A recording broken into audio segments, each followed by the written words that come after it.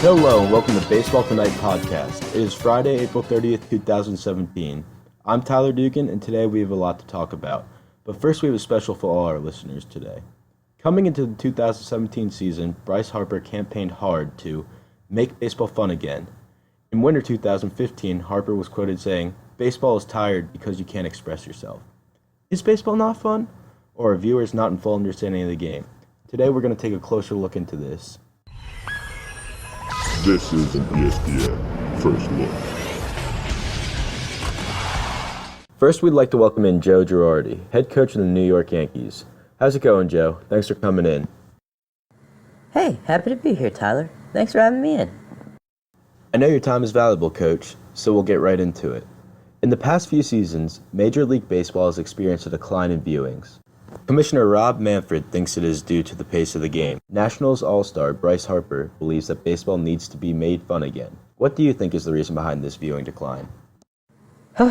Well, Tyler, first off, I'd like to state that baseball doesn't need to be made fun again. It may need to construct some ways to continue to satisfy viewers, but baseball has, is, and will continue to be America's pastime. America just needs to be more educated on what goes on that they might not see.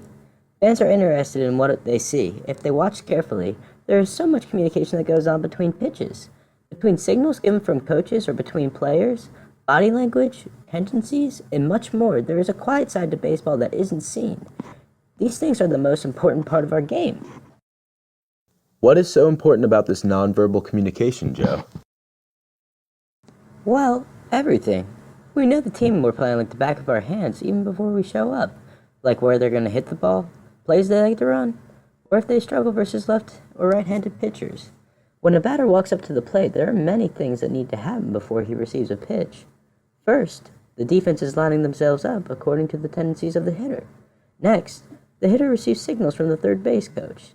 These signals can include a call for a bunt, steal, take a pitch, hit and run, etc.